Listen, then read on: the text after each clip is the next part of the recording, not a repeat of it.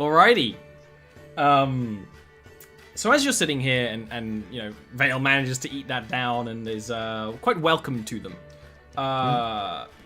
Very quite welcome of him. You notice that this isn't the only chamber in this little place. Of the people in here who are preparing, some of them are preparing food as it's being eaten. They'll take up some of the platter of stuff and then bring it into a back room. They do the kind of waiter thing where they back into this room and the door kind of swings. As the door swings, you hear both the sound of tinny operatic music and the sound of something large eating a lot. And then the door closes and it's, you know, it's all sort of gone again.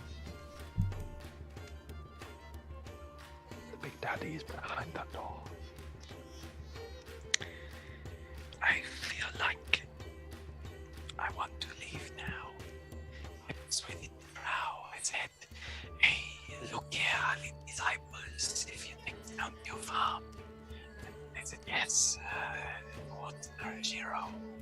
I just want to leave now. You know, they don't appear to understand common. We are probably fine not whispering. Oh, right, yeah. Didn't really think of that one. So yeah, the drow said that she would take us down towards Narashiro. Ate some of those eyeballs. So yeah, that's good.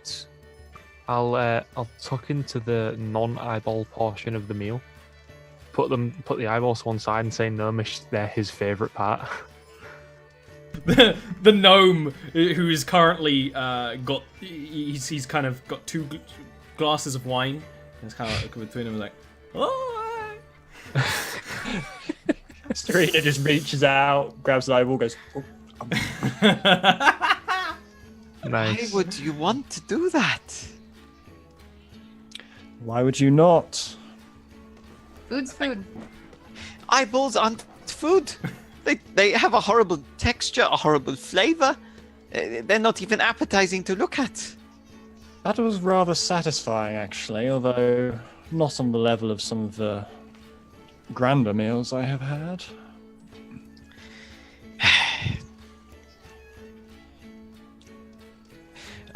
Bear would switch to Elvish. Excuse me. When do you think we might set off for your home? She actually looks to Serena and will say, is she in a rush? If this is for the behest of the Ascended, I would happily comply and lead you to the city. Well, Serena doesn't particularly like to be kept waiting, no. Serena. Well, then I suppose we should leave. And she will get up and she will say... That is, if you don't mind. Again, looking at Serena and then smiling. Like, Belle's going to insight that this time. Go ahead, yeah.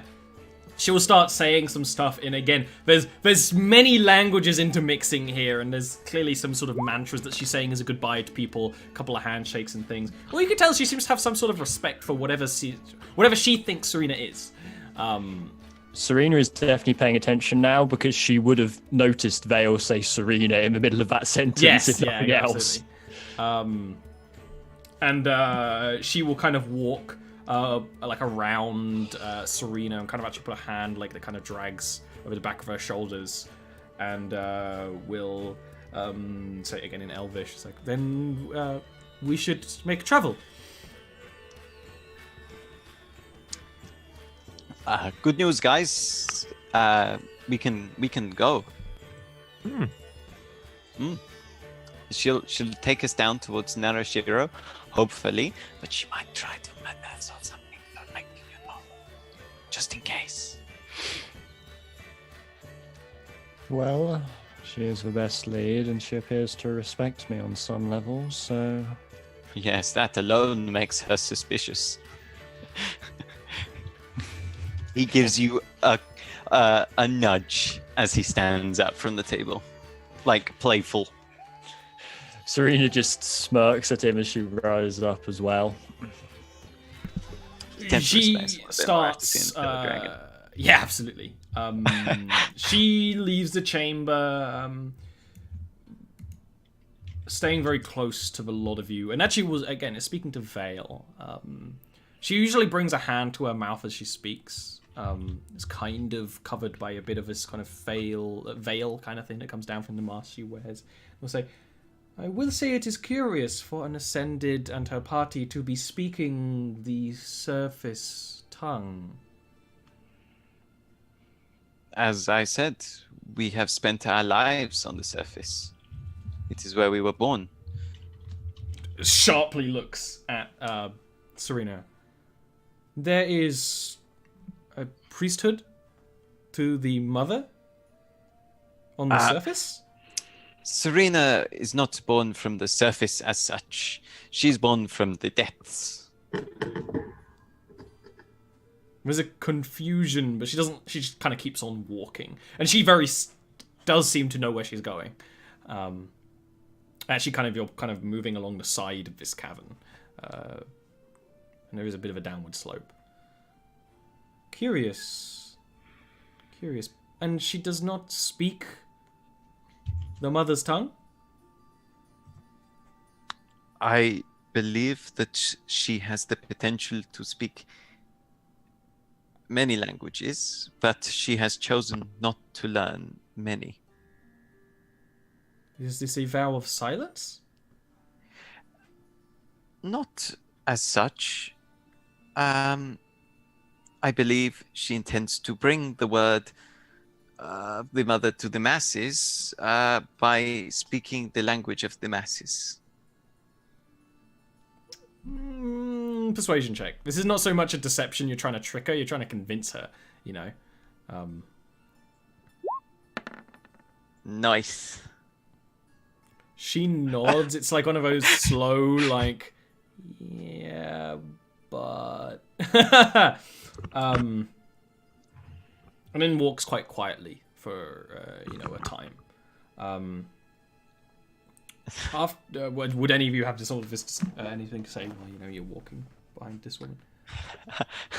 I have no idea what's being said. After the silence for a little bit, they'll switch to comment and be like, "She doesn't trust me at all." What have you been saying about me, Vale? You know the usual. She says that you are ascended, something to do with the mother. And you do not speak the mother's tongue?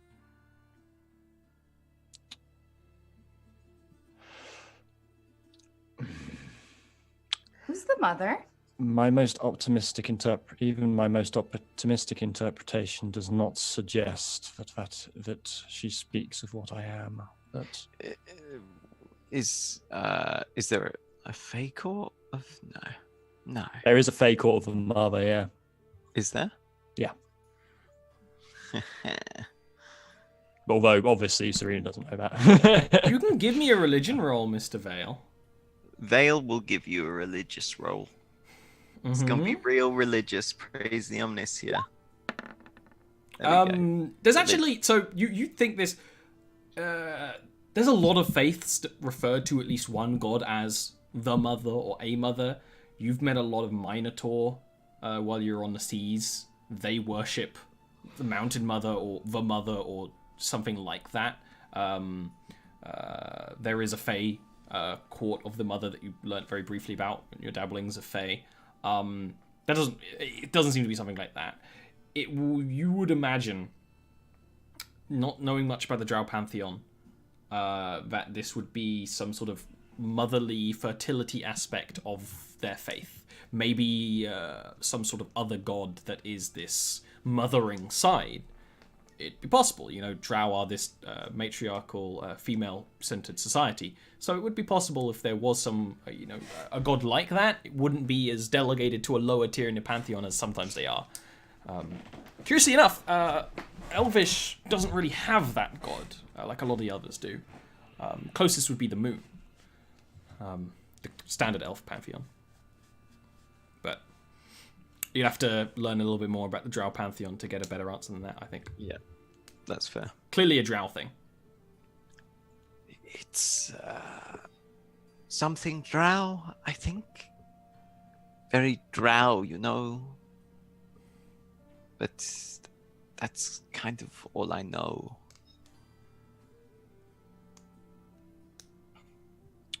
Well, she may be mistaken, but it is beneficial to us at the moment. And besides, I do not know what she means by ascended, but she is not wrong in that sense. Well, I suppose if you want to call yourself that, you could. Doesn't really make sense to me, though. More like descended.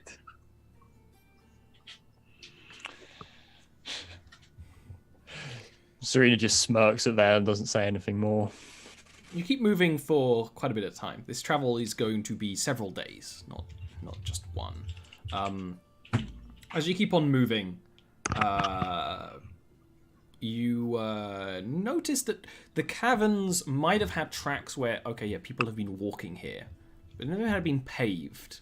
As you start to keep going, and you're very clearly moving down a cavern, it does start to have some degree of paving. To Vale, it become quite obvious that, you know, when a army is preparing, occasionally it will start to build the roads in the ways it either has to go or goes quite frequently, and this is either the start of it, and probably, well, yeah, maybe they can't make a road for this dragon's territory, whatever alliance they have. This guy was still clearly eating drow, so obviously could be something connected to that. As you're walking, you come across a very strange sight. There is another group of people coming up the other way. The woman you're with, who you've been camping with for several days and has not really talked much of her name or anything like that, will step aside, and the group of people coming appears to be a vast number of drow, but they're not soldiers. The clothing they're wearing is tattered and worn, and is almost most comparable to like prisoner's garb. It's just very rough cloths and things, very cheap. If it's anything nicer than that, it is just worn to the point where it's scrap. And they're being led by one person who is not in that state of disrepair. Whereas someone who is walking, who's wearing this very intricate breastplate and wielding a lantern in one hand that has a green flame, and it seems that all the drow behind him, their eyes are kind of lost, following the fire of the lantern, kind of moving, kind of awkwardly shambling. Sometimes someone kind of stumbles against another. It's a very strange sight. What is this? Would this be to the woman? You have been away a long time. I told you I am from the surface. This is a march of the mind lost. You must have never had any elderly in your little town on the surface. When we fade, we lose all that we are and gain only madness. There is no purpose to us anymore. So, they are being marched from their tomb in Narashiro to be given to the Dragon Osk as payment, so that the Daimau's military can use this cavern for their scouting and their future invasion. It is... Nice. At least they are having some purpose again. What would happen if they were not taken care of in this way? We keep them in tombs, in homes. Some of the richest folk just lock them away, but once they get to such a state, they are worthless. They have no purpose anymore. They are a waste of resources. And it becomes clear now that, yeah, all of these drow have signs of age in the way that elves age kind of gracefully, but less so. A lot of them have scratches very clearly from their own hands or others. Sometimes when they bump into each other, they'll straight up shriek at each other and then be sort of quieted back down by the light of the lantern that seems to just boggle them and render them in some kind of stupor. You heard rumors that one of the proofs that drow are cursed, that usurper elves are cursed, is that they don't fade gracefully as the surface elves do, where they kind of, fading is much more of a depression sort of thing. For them, fading makes them be more schizophrenic as they reach their old age and just go completely and utterly mad in many ways. And so they're locked away. They're just no purpose anymore. They're locked away and let to die. But because they're elves, they don't even starve quickly and things like that. So...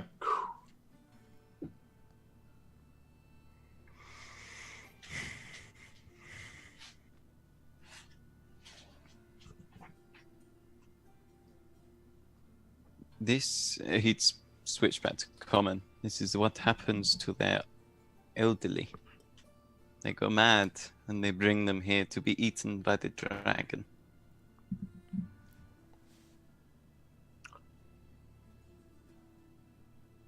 When you put it like that, I do not envy them their long lives.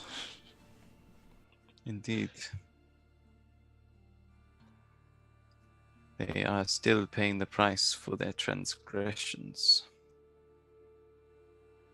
Dale, what happens when they get to the dragon and the dragon isn't there? Then the news was spread that the dragon is dead. Do we make sure we are well hidden in Narashiro by the time that happens? The majority of the wounds were caused by magics. It is a lot more difficult to trace that. You could not simply say it was done by a blade and look for a group of people using the blade.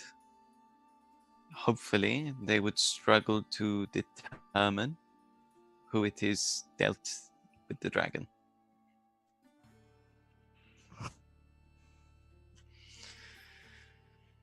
Nonetheless,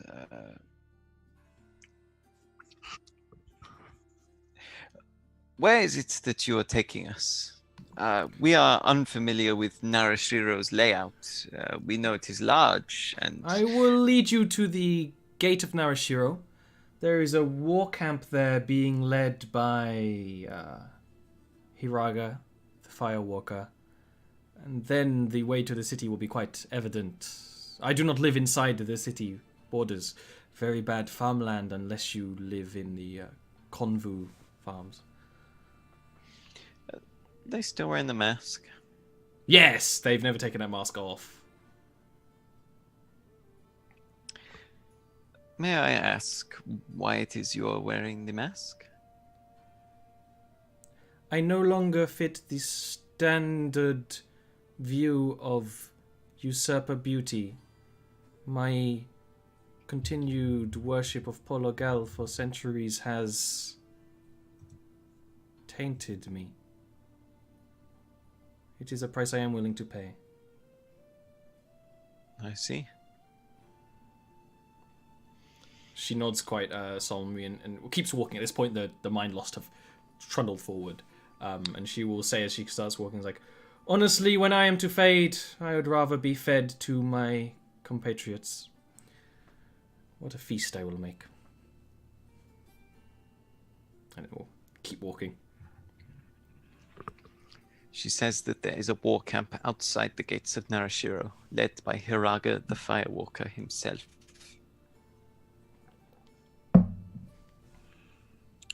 Well, that's the first target located at the very least. Well, attacking a war camp, even for us, is nigh on suicide. Yes, some might Those attacking a dragon, we managed. I mean, really, the dragon attacked us? And barely managed.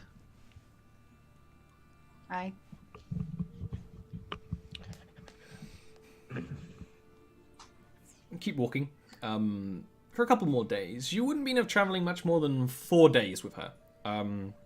Before you reach a... it starts to open up. It opens up to a Let me start this one again. You know, you're walking, it's very well paved, and then you start to hear the sound of what is quite obviously a war camp. You can hear music kind of flowing from it. And eventually, very similar to when you were in the Dragon's Cavern, the cavern opens up. But this is not the smallness of the Dragon's Cavern. As it opens up, there is this statue behind you of two beautiful nude drow women that kind of bending over to make the arch of the gateway. And they are huge, 40 feet tall statues, perhaps more. The details go much higher. There's kind of, you're almost imagine you're at the top of the hill. As you run down that hill, there's a war camp down below you, quite large, quite sprawling. A couple of towers, mostly tents and mobile constructs and some simple walls. But what opens up into, you see, is not a cavern the size of 500 feet, but a cavern so large you cannot see to the furthest reaches of it. A cavern so large that there are clouds in the top, that there are lights that are shining down from glowing crystals in the roof that give enough light to people to live by. It's kind of twinkling, constant moving light as if, you're constantly under cloud cover. There's this vast area of what bestly could be described as farmland and jungle of these fungal forests, and then kind of where the edge of your vision can properly see, probably deliberately so, you see Narashiro, this drow city. It is walled off, and the spires grow, and some buildings are built downward from the top of the cavern, which you can barely see. It's kind of the edge of your vision. I mean, it's all lit up. This is no longer using dark vision, but it's this vast, tall, spired city with buildings that stretch out, and yes, it's an elven architecture, but there's something other about it. The darkness of the stone used and things like that. And all the details of the buildings will no doubt become clear when you get closer. But there's the city, and around you is the country, it claims. This fungal jungle is the best way to put it. Down in front of you, however, if you followed the road that's laid out, is the war camp. Quite literally blocks the way.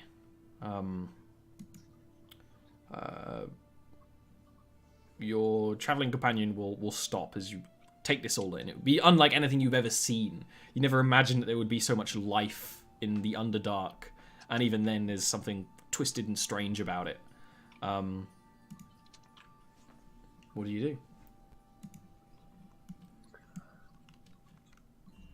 I'm looking around like I can't quite believe that this is underground. Yeah.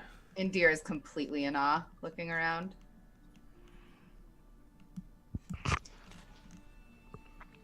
This is something.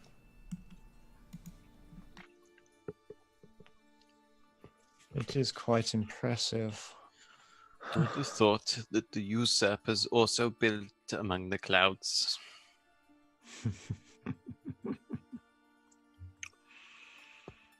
The irony is not lost, but she said she was going to lead us to the gate. Yes.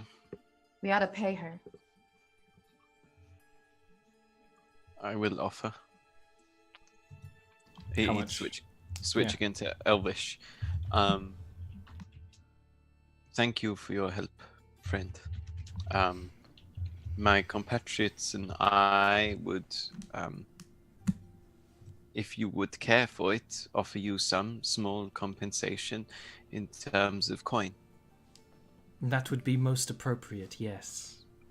Vel would reach into his coin purse and carefully select one of the drow platinum coins and hand that over. She'll take it and clasp it quite tightly in her hand and give you a slight bow. And when she does, Serena goes up to her, just sort of reaches out her hand, runs it along the mast, just puts it on her shoulder, nods at her with a smile, and then steps back or slithers back again. She will start marching down towards the war camp, and seemingly is allowed in. You actually notice, because there's a degree of space down the hill. Clearly, the Warcab would have already seen you. There's no reason it wouldn't have. But she seems to take some sort of paperwork and show it, and it's escorted through because it kind of is sitting where maybe there would have been a road anyway, all around it. And she will head off. And now we are alone again.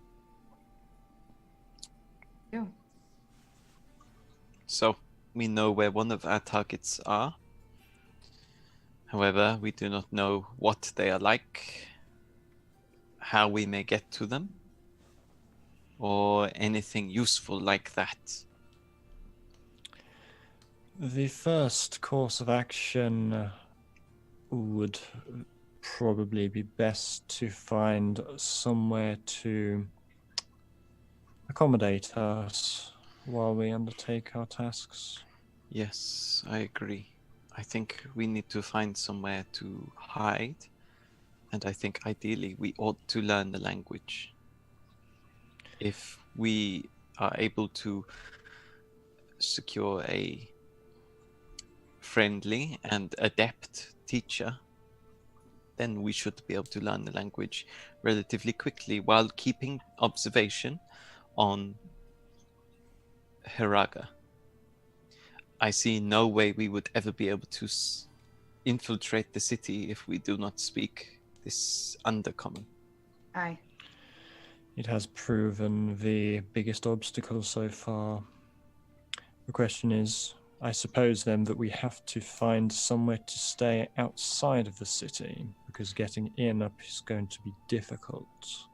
Yes, a farmhouse of sorts, perhaps. There are such things around, perhaps. They must grow these mushrooms in the large caverns, I presume not dissimilar to our, well, to say Goldport's fields. It definitely seems, I mean, from the ones you can see clearer at the top of the bottom of the hill and stuff, definitely seems it's cultivated, most of it, some of it anyway. There is a degree of agriculture. The difficulty would be this big, finding someone sympathetic enough and willing and able to teach us.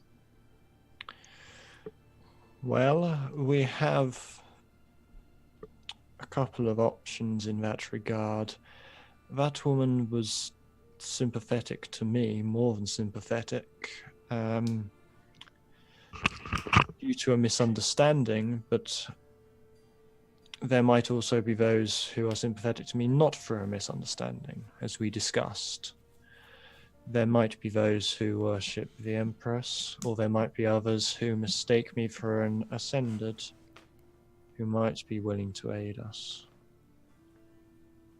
And I suppose you're leading us.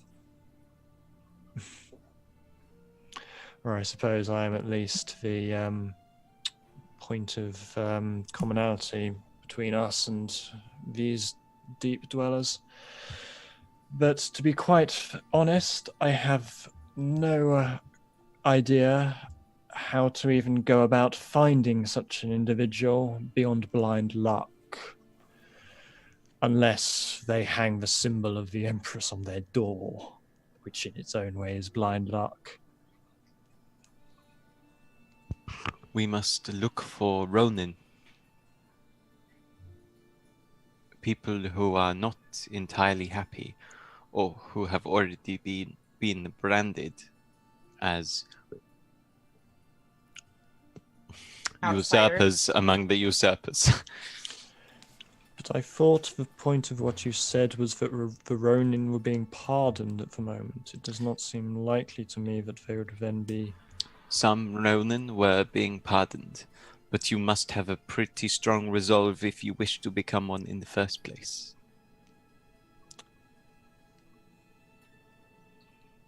Those who forge their own path would certainly make the best allies in a place such as this. And for a Ronin of such sorts, a life outside the city would be better. Perhaps a farm that is not looking quite so good, Maybe they are not so good at their newfound hobby. Or perhaps even someone living effectively as a hermit in a area close to the city. Caves, perhaps, that have been renovated to some degree. At this All point, are one of the guards of the war camp is marching up the road towards you. all are good ideas, I feel. Looks like we have company. Yes. They appear to be a samurai. Still a ways away. Gilwin, you may want to prepare to understand them. Is there any way we can speak to them? I can only understand them, and I'll cast comprehend languages You again. can cast comprehend languages on other people as well. Really? Pretty sure. Yeah, it's just... Oh no, it's range self. Oh, never mind. It's tongues you can cast on other people. Oh, I cast. You tongues do on so. other people. As the AA, the Drow Samurai marches up. They have this great sword kind of over one shoulder, and they march up, not fully up towards one of you, and actually will put a boot on one of the rocks. And they take off the mask, which kind of has this kind of demonic visage, and will yell out in Undercommon. We don't reply. What he says is, who goes there? And then very quickly, like someone who's used to speaking in two languages to people, will in event Elvish say, who goes there? What is your... Why do you hesitate so at the top of at the crest of the gate?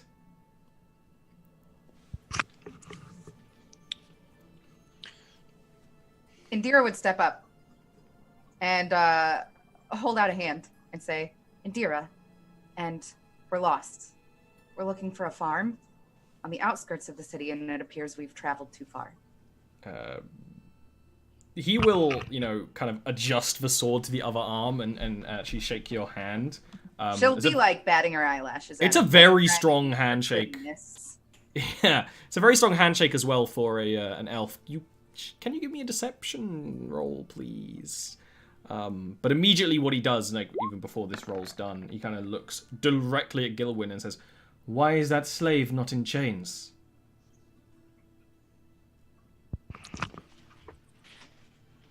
Not a slave.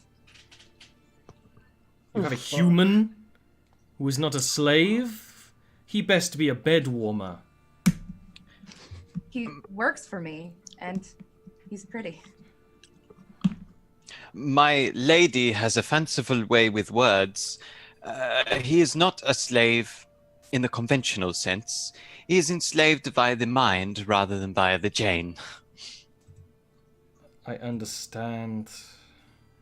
I trust you have paperwork of this free slave. And he says that as if that's, something that means something. At the farm that we're searching for, all of our belongings. Deception check. Oh, Oh, that was so close. You have gone royally the wrong way to end up here. If you climbed up the rocks to get here, I do not disbelieve you would have been able to do it. Farms are down. You should not have gone past the war camp looking for farmland. I can tell you must be city slickers. Yes, sir. Very well. I will escort you through the war camp. You understand I will have to put that human in chains for the time being. This is a very delicate operation. it would give me great pleasure for you to do so. I have all had means. many quarrels with my lady over whether or not it is safe to have him out of chains, and He will walk up and he will snap a set of manacles on Gilwin's wrists. They're actually sharp. There's actually like a blade on the inside that starts to cut at you. And will nod and start walking down towards the war camp. With you all following. This is fine. You as he walks past, the entrance to the war camp, there's another samurai who's clearly guarding, and then you enter the camp proper. Many tents, many usurper elves sitting in deep meditation. There's a smell of a strong spiced curry that runs through the place. As large pots of curry are being cooked to feed.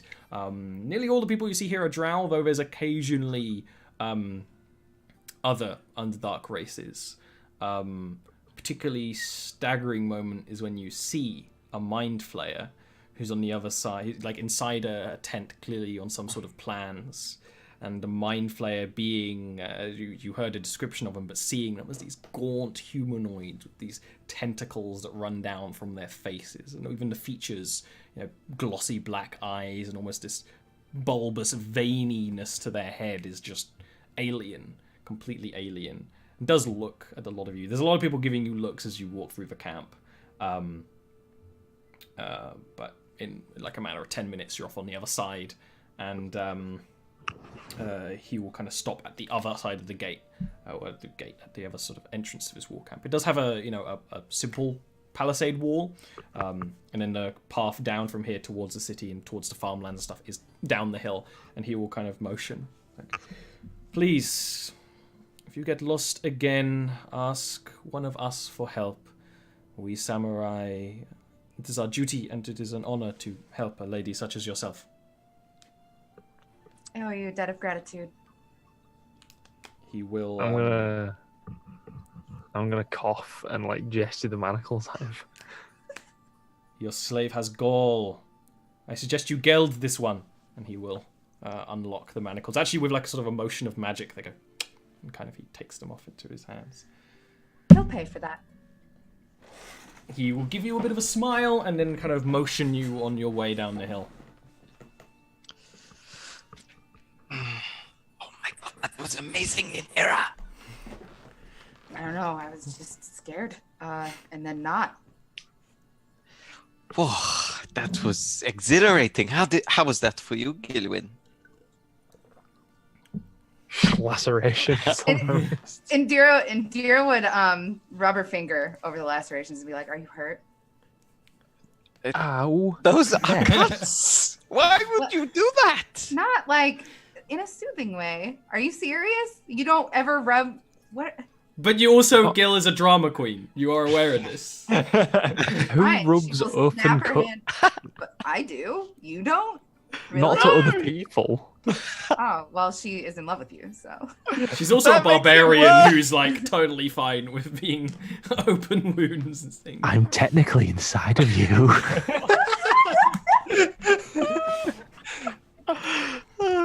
All right, we've reached that point of the stream. It's also something that's very evident. There's a couple of towers in the war camp that are the more permanent fixings, and you can tell that there are eyes on you. That you're being watched walking through and things like that. And even now. I must say, being the only one who does not speak Elvish is getting rather inconvenient. Yes, it Inconvenient would. is not speaking Undercommon at the moment. You know what, Serena? When we are out of here, I will teach you.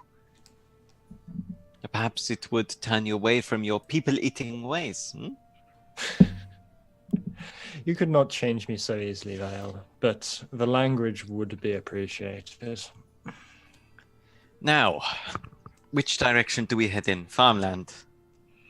Pick a direction and go in it. They are watching us. We cannot appear to be too lost if we are searching for a place that we know. Indira, push me to the ground. She'll not even hesitate. Put the flat of her foot, or not put her foot flatly on his back and kick him to the ground. And you're on a hill, so he's gonna tumble for a bit.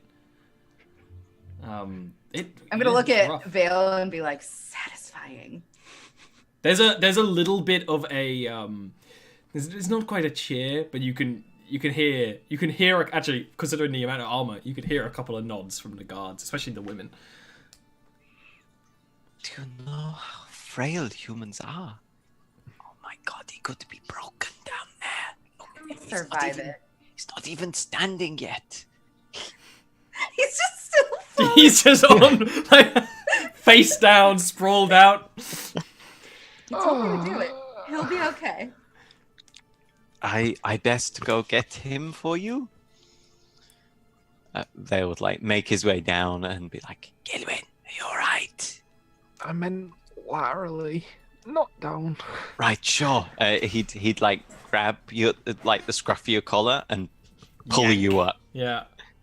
Oh, this is the best day of my life. I love this. I love everything about this. I can't understand anybody. Come on, slave, get walking. And you can start walking out into the farmland. There appears to be Just quite a few. pick a direction. Yeah, there's a few roads, and you pick a direction that's clearly not the city, and just start moving out. Walking through this kind of territory, it is strangely parallel to being in farmland, being in you know, the Eilandi forest, because these mushroom trees grow very large and vast, and they often have these sort of dangling tendrils coming down from them. Lots of slight glowing elements to actually allow you to see quite easily in quite a lot of color, and you're glad you're seeing the color because there is a vast array of colours in the fungal growths, in the flowers and other plants that grow here, in the animals that you see skittering between, you know, the fungal trees. Usually not things you would have seen before. Large insects. There's at one point a bright creature that's like somewhere between a fox and a squirrel with blue fur that kind of dashes under your feet and things. It's a very an alien landscape, but there's things that are familiar. There's kind of this hum, like a cicada's hum of large insects in the areas and things like that, and some bird call. And this is actually a perfect place for us to end off today's session as you walk through the fungal forest looking for a place to stay. Eventful. Throwback to that 21 plus 4 from a bless. God, that was the best moment of the day. That is probably Ian might my have bad most luck at all times, but Yeah. sometimes Yeah. it pays off when you need it. Yeah. Like, what were the chances of that, I wonder? You've been Pretty saving live. up your luck The this whole campaign. games of Well, I mean, Warhammer and that moment. Out of all of the moments for Serena to have an epic moment, it was then when she was facing down something that she was in a complete rage about. Yeah. Oh, it was good. All right. Why don't we start talking about who we are, starting with my bestest friendest, Deep Hi, I'm Neil. Hey guys, my name is Neil, or at Naghite. You can find me on Discord at Naghite or Twitter at Naghite_. You can also find me on twitch.tv/DaleRick for some Pathfinder Kingmaker action, which takes place on a Wednesday at 1:30 BST. Just a bit different than 5 hours before this. Yeah. And that is very different to this because it's Pathfinder. Pathfinder, different like everything. Completely different energy. Speaking of different energy I have to deal with is the energy of Dean Cuddy. Hello, everybody. I hope you enjoyed us killing a dragon, because I did. Did we kill it though, really? Yeah, I did most of the legwork. You did a lot of heals. It's true. And you did but- one big guiding bolt. That was those rolls from Ian were amazing. Hi, I'm Dean. I'm on the internet, so search my name, Dean Cutty or Dean Cuts Forth, CUTSFORTH, and you will find me. I do things. He does music, and it's really good, and you should listen to it. It is really good. It's called Revelry Remedy, and it will remedy you from your revelries because it'll make you sad. But also happy. There's one happy song, and I like it. It's my favorite one, maybe because it's the one happy one. It's real good. Speaking of Thank you. one happy one amongst us losers, Ian. I am Ian, aka Arvine, and I am currently in the afterglow of possibly my most epic D&D sex moment ever. So, at me on Discord if you want to chat Jarviskjir or anything else. Subscribe to Ollie on Patreon if you want to hear more of me and Neil in the Monday game. That's a lot of fun because Neil plays a bastard and I play a cowardly. I don't even know how to do kindly. She's the mum. She's the party mum. Very torn up. Very torn up at the moment. Yeah. Also, and I feel like I don't feel like we should be. We should be advertising Scott so much, but I've got to advertise Scott as well because on Saturday I am in a Star Wars one shot that he is doing because it's May the 4th. So yeah, come and watch that if you want to see my terrible roles attempt to pilot a ship. It's interesting because because he's using the Fantasy Flight system, Empire? Edge of Empire, Empire, which yeah. doesn't have regular dice. So how's that going to work with Ian's bad luck? Who knows? Well, it finds a way. the first test roll I managed to fail abysmally. So yeah, It and I'm finds the a way. pilot. It's actually a system I really wanted to do on Mondays at one point, so we'll see. And someone else I really want to do, Doxy. Done. Best segue. Doxy.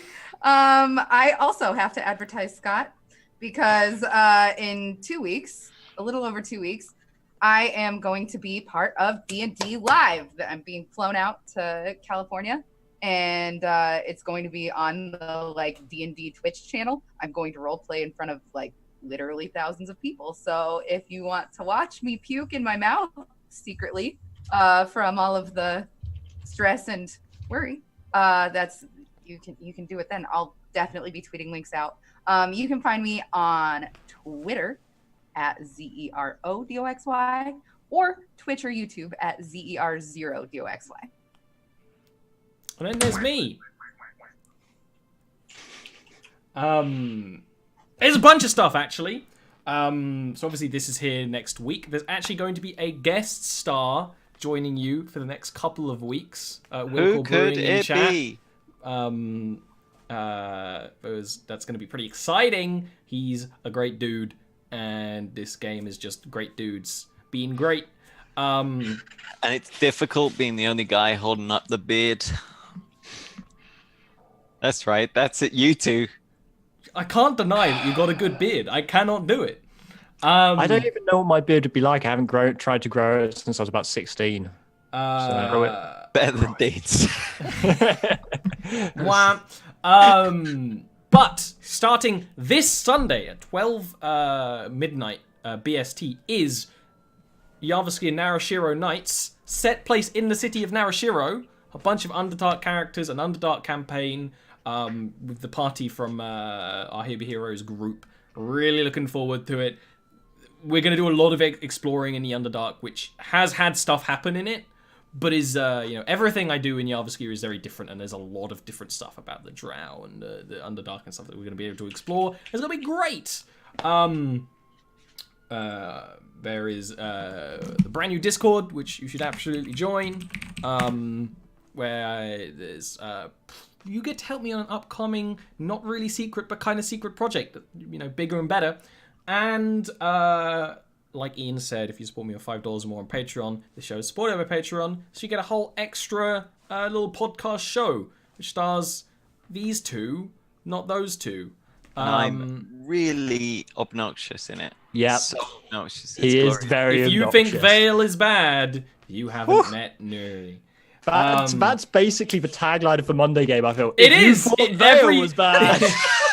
We've said it quite often. And then, other streams, when I can, we'll see. So we'll see you next week for more exciting drow action, I suppose. Dang. Bye-bye. One up. Bye, everyone.